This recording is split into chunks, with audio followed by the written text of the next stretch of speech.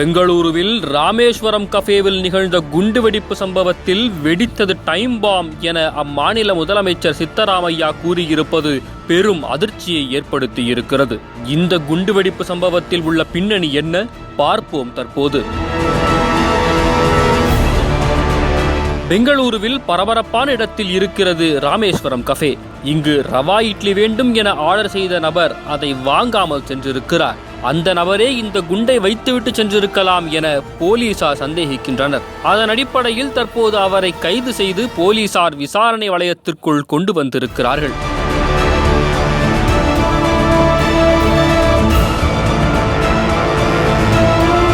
குண்டுவெடிப்பு சம்பவத்தில் 10 பேர் காயமடைந்திருக்கும் நிலையில் தற்போது இது குறித்தான நெஞ்சை பதற வைக்கும் சிசிடிவி காட்சிகளை போலீஸ் வெளியிட்டிருக்கிறது.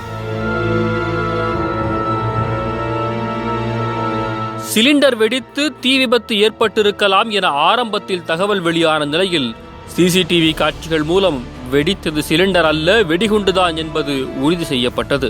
சம்பவம் தொடர்பாக NIA அதிகாரிகள் விசாரணை மேற்கொண்டு வரும் நிலையில் CBI உதவியும் கோரப்பட்டுள்ளதாக தெரிகிறது. இந்நிலையில் கஃபேவில் வெடிகுண்டு வைத்து சென்றதாக கூறப்படும் சந்தேக நபரின் சிசிடிவி காட்சிகளும் தற்போது வெளியாகியுள்ளது. சிசிடிவி காட்சிகளை கொண்டு மத்திய குற்றப்பிரிவு போலீசார் அவரை கைது செய்த நிலையில் வெடித்தது டைம் பாம் தான் என அம்மாநில முதலமைச்சர் சித்தராமையா பெரும் அதிர்ச்சியை கிளப்பியிருக்கிறார். பெங்களூருவில் செய்தியாளர்களை சந்தித்த அவர் முகமூடி தொப்பி அணிந்து பேருந்தில் சென்ற அடையாளம் தெரியாத நபர் டைமரை பொருத்தி வெடிகுண்டை வெடிக்க செய்ததாக கூறியிருக்கிறார். இதில் பாஜக அரசியல் செய்யக்கூடாது என கூறிய அவர் மங்களூரு குண்டுவெடிப்புக்கும் பெங்களூரு குண்டுவெடிப்புக்கும் எந்த தொடர்பும் இல்லை எனவும் தெரிவித்திருக்கிறார். விசாரணை அறிக்கைக்கு பின் உரிய அறிவிப்புகள் வெளியிடப்படும் எனவும் தெரிவித்திருக்கிறார். ಅದು ಬ್ಲಾಸ್ಟ್ ಆಗಿರೋದು ನಿಜ. ಒಬ್ಬ ವ್ಯಕ್ತಿ ಮಾಸ್ಕ್ ಹಾಕೊಂಡು ಟೋಪಿ ಹಾಕೊಂಡು ಬಂದು ಬಸ್ನಲ್ಲಿ ಬಂದಿದ್ದಾನೆ.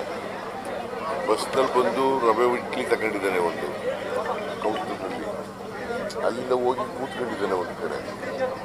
ಕುಡಿದ್ಬಿಟ್ಟು ಅದನ್ನು ಟೈಮರ್ ಇಟ್ಟೆಲ್ಲ ಇದನ್ನೆಲ್ಲ ಮಾಡಿಬಿಟ್ಟು ಹೋಗಿದ್ದಾನೆ. ಸೊ ಬ್ಲಾಸ್ಟ್ ಆಗಿದೆ. ಸುಮಾರು 9 ಜನರಿಗೆ ಗಾಯ ಆಗಿದೆ. ಯಾರೆಲ್ಲ ಪ್ರಾಣಾಪಾಯದಿಂದ ಪಾರಾಗಿದ್ದಾರೆ. ಸೊ ನಾನು ನಮ್ಮ ಡೆಪ್ಟಿ ಚೀಫ್ ಮಿನಿಸ್ಟ್ರು ಮತ್ತು ಹೋಮ್ ಮಿನಿಸ್ಟ್ರು ಅವರೆಲ್ಲ ಹೋಗಿದ್ದಾರೆ. ನಾನು ಇವತ್ತು ಹೋಗ್ತೀನಿ, ನೋಡ್ತೀನಿ, ಹೋಗಿ ಹಾಸ್ಪಿಟಲ್ಗೆ ವಿಚಾರ ಮಾಡ್ತೀನಿ.